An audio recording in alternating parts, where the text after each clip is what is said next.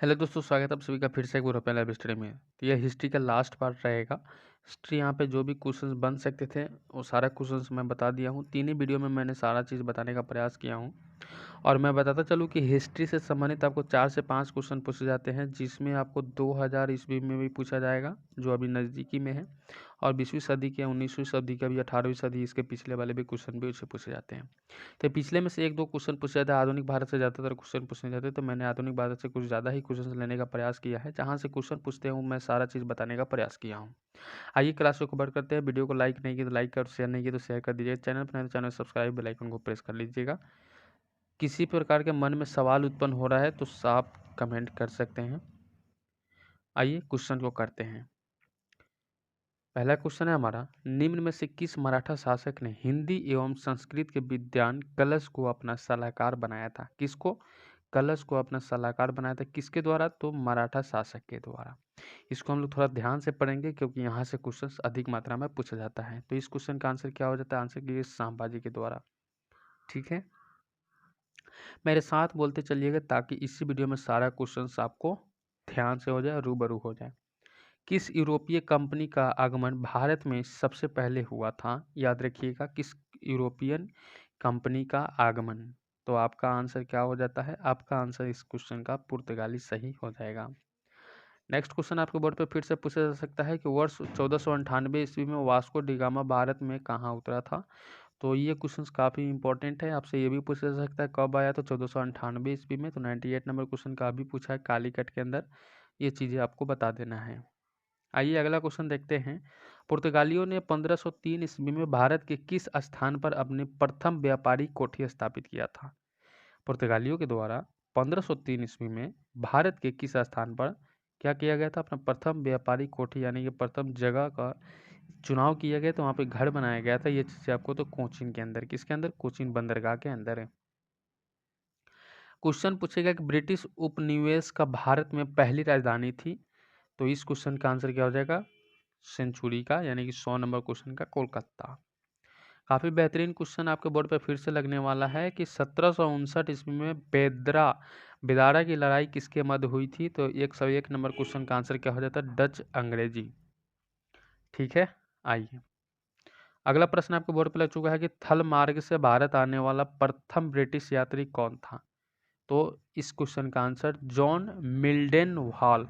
John Milton hall. ठीक है, चलिए नेक्स्ट क्वेश्चन है, भारत में अंग्रेजों ने अपनी पहली फैक्ट्री कहाँ खोली थी? पहली फैक्ट्री कहाँ खोली थी अंग्रेजों के द्वारा? तो इस क्वेश्चन का आंसर सूरत कर दीजिएगा। कहाँ पे? सूरत के अंदर। नेक्स्ट क्वेश्चन फिर से आपको पूछने वाला है। क्वेश्चन कहेगा, निम्न में से किस संधि के बाद प्रथम कर्नाटक युद्ध का अंत हुआ था? प्रथम कर्नाटक युद्ध का अंत हुआ था, तो आपको ये एक्सला सैपाल की संधि। एक्सला सैपाल की संधि। आइए अगला प्रश्न है कि वांडीवास का युद्ध किसके मध्य हुआ था? वांडीवास का युद्ध किसके मध्य हुआ था? तो फ्रांसीसी अंग्रेज के मध्य, फ्रांसीसी और अंग्रेजों के बीच में। ठीक है, क्वेश्चन ये भी पूछेगा कि बंगाल में दैद शासन के संपाति जो समाप्ति है किसने की थी? बंगाल में दैद शासन की समाप्ति किसने की थी? तो आप कहिएगा वारेन हेस्टिंग्स के द्वारा। ये भी तो अंग्रेज थे। वारेन हेस्टिंग्स के द्वारा।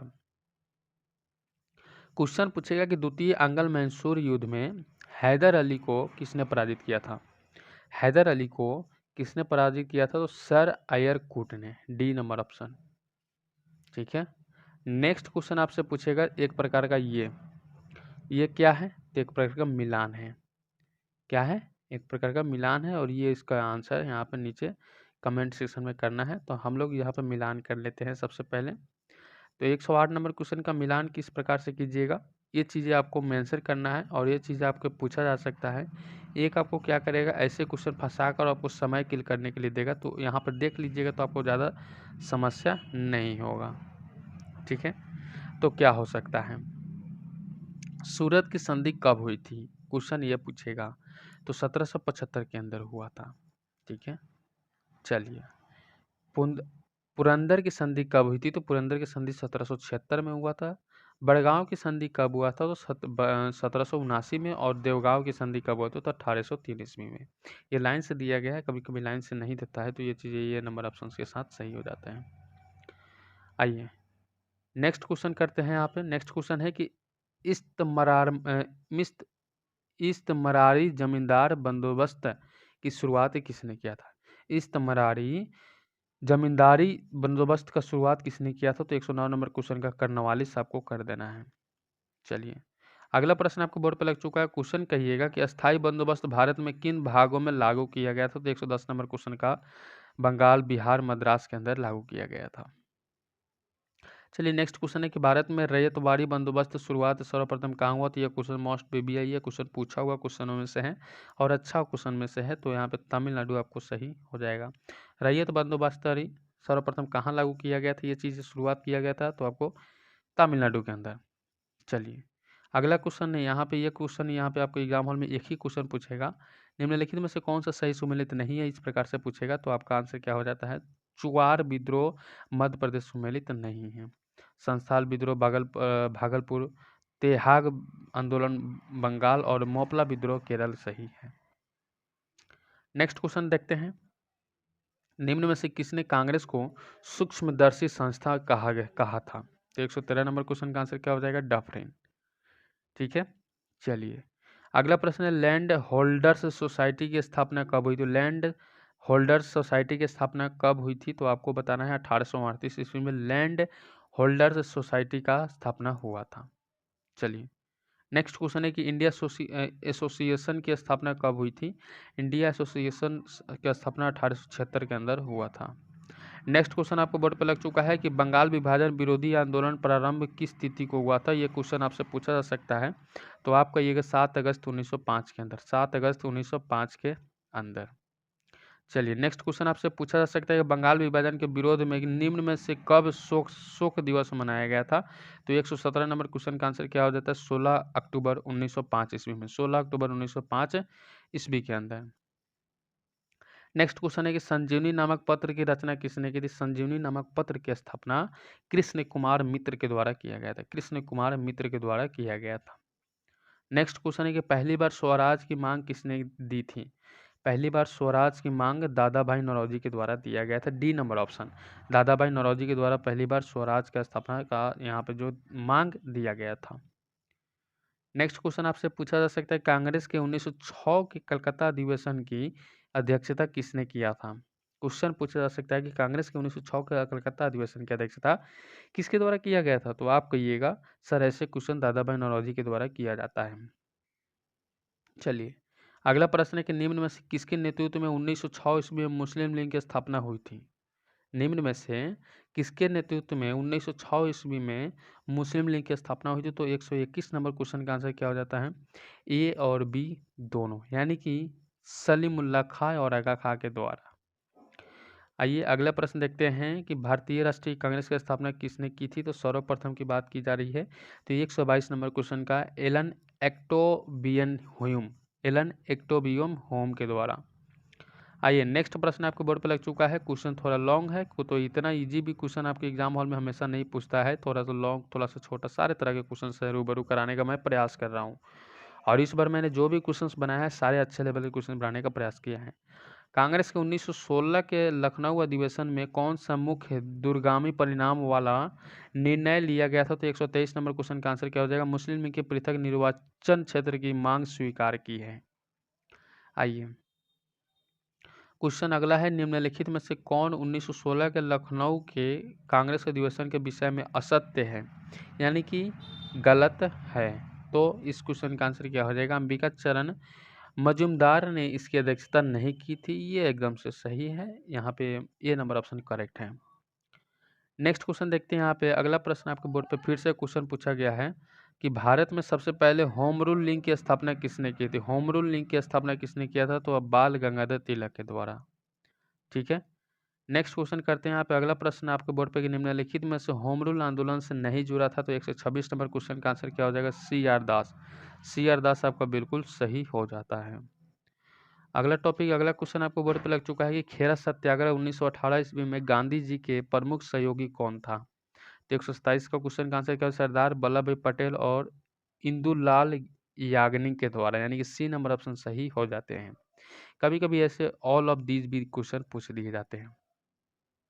चलिए लीजिए, आपके बोर्ड पर फिर से एक क्वेश्चन आपसे पूछा जा सकता है कि किस प्रकार से यह सम्मिलित है। तो आपको महात्मा गांधी के राजनीतिक जीवन की निम्नलिखित घटनाओं का कालक्रम क्या है, सबसे पहले, उसके बाद कौन सा किया गया था, ये चीज़ आपसे मेंशन करवाने का प्रयास किया है।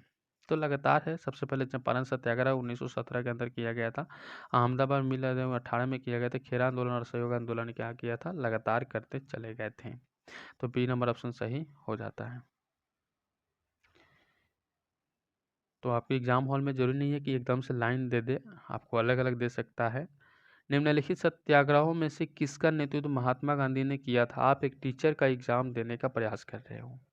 निम्नलिखित सत्याग्रहों में से किसका नेतृत्व महात्मा गांधी ने किया था। तो 129 नंबर क्वेश्चन का आंसर क्या हो जाता है, बारदौली। ठीक है, चलिए नेक्स्ट क्वेश्चन आपको बोर्ड पे लग चुका है कि रॉलेट एक्ट का लक्ष्य क्या था। रॉलेट एक्ट का लक्ष्य क्या था, तो आपको बिना मुकदमा चलाए बंदी बनाना और मुकदमों की सुनवाई संक्षिप्त प्रक्रिया के द्वारा करना, यह रॉलेट एक्ट का एक लक्ष्य था।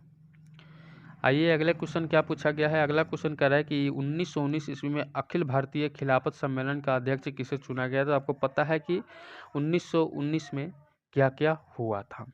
तो सबसे पहले मैं बता दूं, चलिए, तो 1919 में अखिल भारतीय खिलाफत सम्मेलन का अध्यक्ष किसे चुना गया था। 131 नंबर क्वेश्चन का आंसर महात्मा गांधी को। ठीक है, हाँ बिल्कुल। नेक्स्ट क्वेश्चन आपको बोर्ड पर लग चुका है। यहाँ पे फिर से एक और क्वेश्चन उसी प्रकार से पूछा गया है। क्वेश्चन कह रहा है, ध्यान से पढ़िएगा, निम्नलिखित में से किसने खिलाफत आंदोलन को प्रारंभ किया था। क्या किया था, खिलाफत आंदोलन को प्रारंभ किया था। नीचे दिए गए कूट से सही उत्तर चयन कीजिए। अब देखिएगा, अब देखिए इस क्वेश्चन का किस तरह से जवाब होता है। शकील अली और मोहम्मद अली के द्वारा खिलाफत आंदोलन का प्रारंभ किया गया था। 1 एवं 2, 1 एवं 2 हो जाएगा, एक नंबर ऑप्शन सही। आइए अगला प्रश्न आपके बोर्डवा पे कि 1920 ईस्वी में किसकी अध्यक्षता में हुए कलकत्ता अधिवेशन में असहयोग आंदोलन का प्रस्ताव पारित किया गया था। तो असहयोग आंदोलन का जो पारित हुआ था, लाला लाजपत राय। नेक्स्ट क्वेश्चन करते हैं। यहाँ पे अगला प्रश्न आपको बोर्ड पर लग चुका है। क्वेश्चन को ध्यान दीजिए कि निम्नलिखित में से कौन सा चौरी चौरा कांड का वास्तविक तिथि था। तो चौरी चौरा कांड का वास्तविक तिथि था 134 का, ए नंबर ऑप्शन 5 फरवरी 1922 को। डेट से संबंधित बहुत कम क्वेश्चन पूछते हैं, इसलिए मैंने बहुत ही कम क्वेश्चन रखे हैं। जो भी क्वेश्चन हमने रखा है इंपॉर्टेंट और अच्छे लेवल के क्वेश्चन रखने का प्रयास किया है। किस घटना के कारण गांधी जी ने असहयोग आंदोलन को वापस लिया था, यानी कि कौन सी घटना हुआ था तो असहयोग आंदोलन को गांधी जी ने वापस ले लिया था। तो चौरी चौरा कांड के कारण से क्या होता है, असहयोग आंदोलन को वापस ले लिया था। नेक्स्ट क्वेश्चन है आपके बोर्ड पे कि स्वराज दल की स्थापना किसने किया था। तो स्वराज दल का स्थापना 136 नंबर क्वेश्चन आंसर हो जाता है चित्तरंजन दास एवं मोतीलाल नेहरू के द्वारा। चित्तरंजन दास एवं मोतीलाल नेहरू के द्वारा। आइए निम्नलिखित में से किस एक ने भारतीय राष्ट्रीय कांग्रेस के उस अधिवेशन की अध्यक्षता की थी जिसमें पूर्ण स्वराज का प्रस्ताव पारित हुआ था। पूर्ण स्वराज का प्रस्ताव क्या था, पारित हुआ था। तो जवाहरलाल नेहरू के द्वारा। आइए अगला क्वेश्चन आपसे पूछा जा सकता है। ठीक है, क्वेश्चन आपके बोर्ड पे लगा कि गांधी जी के दांडी मार्च के संदर्भ में निम्नलिखित में से कौन सा कथन असत्य यानी कि गलत है, बाकी सारे सही है। तो 138 नंबर क्वेश्चन का आंसर हो जाता है यह पूरी तरह से पैदल मार्च था। एकदम क्या है, गलत है, पूरी तरह से पैदल मार्च नहीं था। कुछ चले थे, कुछ टायर बल की सहारा भी लिए गए थे। अगला प्रश्न आपको बोर्ड पे इस प्रकार से क्वेश्चन पूछा जा सकता है कि गांधी उरिंग समझौते का हस्ताक्षर हुए थे। यह क्वेश्चन काफी लाजवाब है, बार बार पूछने वाले क्वेश्चनों में से हैं। तो 1931 ईस्वी आपको कर देना है। याद रखिए कुछ क्वेश्चन आपको ध्यान पूर्वक याद करते चलना है, रटना है। कुछ क्वेश्चन दिमाग में सिर्फ सेट रखना है। अब निम्नलिखित में से किसने सांप्रदायिक अधिनिर्णय लिया था। सांप्रदायिक अधिनिर्णय किसने लिया था, तो आपको ये रैमजे मैकडोनाल्ड है, रैमजे मैकडोनाल्ड। ठीक है, आइए अगला क्वेश्चन है कि 1907 ईस्वी में जर्मनी के स्टुअर्टगार्ड में निम्न में से किसने भारतीय तिरंगा फहराया था। तो 141 नंबर क्वेश्चन का आंसर क्या हो जाता है, भिकाजी कामा। भिकाजी कामा के द्वारा 1907 ईस्वी में स्टुअर्टगार्ड के अंदर जर्मनी में क्या किया गया था, तिरंगा फहराया गया था। नेक्स्ट प्रश्न है कि निम्न में से किसने इंडियन रिपब्लिकन आर्मी का गठन किया गया? तो इंडियन रिपब्लिक आर्मी का गठन किया गया। तो 142 नंबर क्वेश्चन का आंसर क्या हो जाएगा? सूर्य सेन के द्वारा। किसके द्वारा? सूर्य सेन के द्वारा। अगला प्रश्न है कि अगस्त प्रस्ताव के समय भारत का वायसराय कौन था? अगस्त प्रस्ताव के समय भारत का वायसराय कौन था? 143 नंबर क्वेश्चन का आंसर क्या हो जाएगा? लिनलिथिगो के द्वारा। क्या हो जाएगा? लिनलिथिगो के द्वारा। आइए अगला प्रश्न आपको बोर्ड पे, फरवरी 1946 में नौसेना विद्रोह को शांत कराने का किसकी भूमिका थी? 1946 के अंदर फरवरी में नौसेना विद्रोह को जो शांत कराने का श्रेय किसको दिया गया था? तो आपको बता दूं, सरदार भाई पटेल को और मोहम्मद अली जिन्ना के द्वारा। ठीक है, चलिए एक क्वेश्चन आपको असर से संबंधित जरूर पूछाएगा, तो इसलिए मैंने असर से संबंधित 2-4 क्वेश्चंस रख दिया हूं ताकि आपको देखते ही इस क्वेश्चंस को याद करने का प्रयास करें। भारत छोड़ो आंदोलन के संदर्भ में निम्न में से कौन सा कथन गलत कहा गया है? तो 145 नंबर क्वेश्चन का आंसर क्या हो जाता है? आंसर कीजिएगा, भारत छोड़ो आंदोलन के द्वारा 1942 में लखनऊ अधिवेशन में पारित किया गया। तो ये चीज़ आपको गलत कहा गया है। बाकी सारे ऑप्शन पढ़िएगा, सारी चीज़ आपको सही मिलेंगी। क्रिप्स मिशन के सफलता के बाद 1942 में भारत छोड़ो आंदोलन हुआ था, बिल्कुल सही है। इस आंदोलन में गांधी जी ने करो या मारो का नारा दिया था, बिल्कुल सही है। गांधी जी को ऑपरेशन जीरो आवर की तरफ गिरफ्तार कर लिया था, ये भी सही है। ठीक है, आइए नेक्स्ट क्वेश्चन आपको बोर्ड पे लग चुका है कि निम्न में से कौन कैबिनेट मिशन में शामिल थे? तो 146 नंबर क्वेश्चन का आंसर क्या हो जाता है? कैबिनेट मिशन में पैट्रिक लॉरेंस का सही था। एक क्वेश्चन इस प्रकार से भी पूछेगा, तो इसलिए मैंने इस प्रकार के क्वेश्चन भी 2-4 रख दिया हूँ। हर एक तरह के क्वेश्चन से रूबरू कराने का मैंने प्रयास किया। 147 नंबर क्वेश्चन क्या कहा जा रहा है? सही मिलान करना है, तो 147 नंबर क्वेश्चन के सही मिलान कीजिएगा। मिरात दल अकबर राजा राम मोहन राय के द्वारा, रस्त गुप्तार दादाभाई नौरोजी के द्वारा, हिंदू पैट्रिक गिरीश चंद्र घोष के द्वारा और स्टुअर्ट मैन रॉबर्ट नाइट के द्वारा। ये नंबर ऑप्शन सही हो जाते हैं। चलिए मैंने यहाँ पे सही रखवाया है, इसके लिए ये मत समझिए कि आपका भी इसी तरह एक लाइन से रहेगा, वहाँ पे अलग अलग रहने के ज़्यादा चांसेस है, तो आपको मिलान करके चलना है। मंगल पांडे कहाँ के विप्लव से जुड़े हुए थे? मंगल पांडे से संबंधित प्रश्न है, तो 148 का बैरकपुर आपको याद रखना है। चलिए अगला क्वेश्चन आपसे फिर से पूछने का प्रयास करेगा कि निम्न में से किसने 1857 ईस्वी में विद्रोह को प्रथम स्वतंत्रता संग्राम कहा था? विद्रोह को क्या कहता? प्रथम स्वतंत्रता संग्राम का दर्जा दिया था, तो बीडी सावरकर के द्वारा। बीडी सावरकर के द्वारा। आइए अगला प्रश्न आपसे पूछा जा सकता है कि द ग्रेट रिवेलियन नामक पुस्तक का लेखक कौन है? द ग्रेट रिवेलियन नामक पुस्तक का लेखक कौन है? तो 150 नंबर क्वेश्चन का आंसर क्या हो जाएगा? अशोक मेहता। अशोक मेहता। नेक्स्ट प्रश्न आपको बोर्ड पे कि fast war of Indian independence नामक पुस्तक का लेखक कौन है? तो 151 नंबर क्वेश्चन का आंसर क्या हो जाता है? बीडी सावरकर। क्या हो जाता है? बीडी सावरकर। अगला प्रश्न आपको बोर्ड पे फिर से पूछेगा कि दिल्ली में 1857 ईस्वी के विद्रोह का नेतृत्व किसने किया था? तो 152 नंबर क्वेश्चन का आंसर क्या हो जाएगा? लाल बहादुर शास्त्री और बहादुर शाह जफर के द्वारा। किसके द्वारा? एक ऑप्शन नहीं दिया गया लाल बहादुर शास्त्री, बहादुर शाह जफर दिया गया, तो बहादुर शाह जफर के द्वारा। नेक्स्ट क्वेश्चन रहेगा कि रानी लक्ष्मीबाई को अंतिम युद्ध में सामना करना पड़ा। रानी लक्ष्मीबाई को अंतिम युद्ध में सामना करना पड़ा, तो इस क्वेश्चन का आंसर क्या हो जाएगा? ह्यू रोज के द्वारा। ह्यू रोज याद रखिएगा।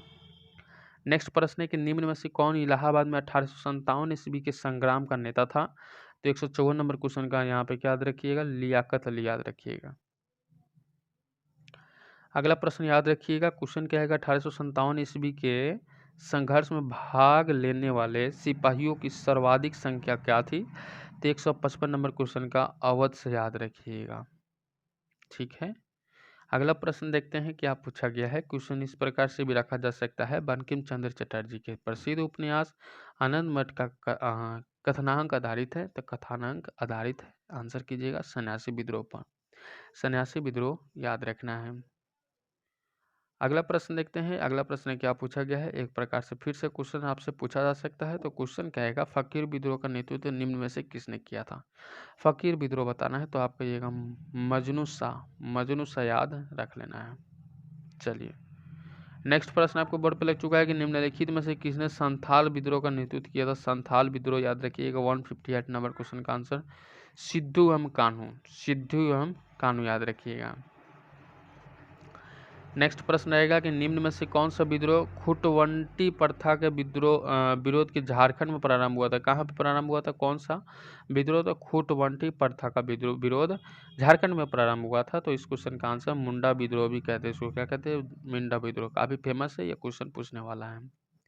आइए अगला प्रश्न पे चलते हैं कि कौन सी महत्वपूर्ण घटना जालियांवाला बाग नरसंहार के तुरंत पूर्व घटी थी। तो 1919 में आपको बता दूं अमृतसर के अंदर 13 अप्रैल 1919 के अंदर क्या हुआ था, जालियांवाला बाग हत्याकांड हुआ था।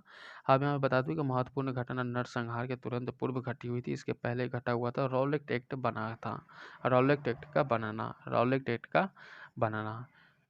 ठीक है, तो इस तरह से हमने सारे क्वेश्चंस को कवर किया। उम्मीद है कि यहाँ से क्वेश्चंस आपके लिए काफ़ी लाभदायक अच्छे साबित होने वाले हैं।